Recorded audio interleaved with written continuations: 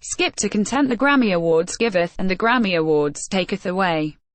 When the Recording Academy announced nominations in November for music's most prestigious prizes, the notoriously fussy industry group raised the tantalizing prospect that its members finally got it.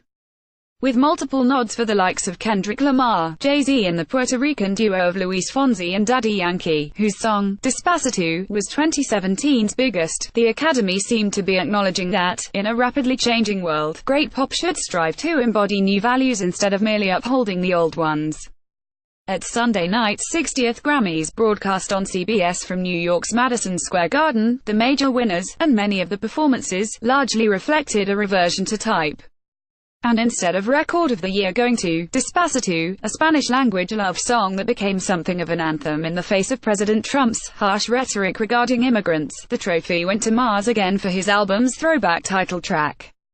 In fact, Mars swept the Grammys' highest-profile categories with the win in Song of the Year for That's What I Like. The achievement called to mind a similar sweep in 2017, when Adele, the proudly traditional British singer, beat the more adventurous Beyoncé for Album of the Year. Or maybe it reminded you of 2016, when Taylor Swift's 1989 won over Lamar's To Pimp a Butterfly, or 2015, when Beyoncé also lost, in that case to Beck. Mars wasn't the only talented but undaring artist who rode a familiar approach to Grammy glory on Sunday. Alessia Cara, the friendly Canadian pop singer, beat SZA and Lil Uzi Vert for the New Artist Award. And Ed Sheeran's Shape of You won pop solo performance over Kesha's Praying, a stark piano ballad about abuse that has found resonance with the. When Sheeran's name was called instead of Kesha's, the energy in the room seemed to drain away, as though an opportunity for a moment had just been lost. A few awards captured that sense of possibility, as when Lamar won Rap Album with Damn, and Rap, Sung Performance with Loyalty, his fierce but sensual duet with Rihanna. Accepting the latter, Lamar stepped aside at the microphone to let his collaborator take the lead, an encouraging sight at a moment of increasing respect for women's voices. And the show was hardly free of powerful performances.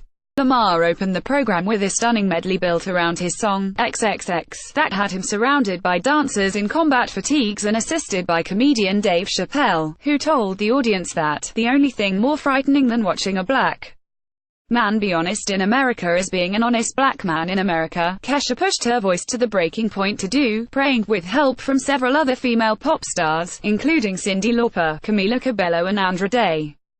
And though the song's lyric happily chooses nostalgia over engagement, Mars and Cardi B's exuberant run-through, Finesse, had so much positive energy that it became a kind of showcase of black and brown joy, a beautiful thing on a weekend when Trump's Twitter fight with Jay-Z illustrated how contentious race relations in America remain. Lively and luscious performances of Despacito and Wild Thoughts, the latter by the trio of Rihanna, DJ Khaled and Bryson Tiller, put across similar ideas. Still, the Grammys gave too much time to veterans like Sting, who turned up on no fewer than 3 occasions, and Elton John, whose Tiny Dancer with Miley Cyrus was handsome but had nothing to do with music in 2018, unless you count the fact that the Recording Academy is putting on an elaborate tribute concert to him later this week. Indeed, several parts of the show, including a lengthy Broadway sequence and an unfunny attempt by host James Corden to transfer his popular carpool karaoke bit to the subway, felt crassly promotional, as though they'd been arranged in cahoots with New York City tourism officials. So the Grammys were back in New York for the first time since 2003. Big deal. Mention it once and move on. Then again, how could we expect the Academy to resist any chance to look back? It's what these folks do best.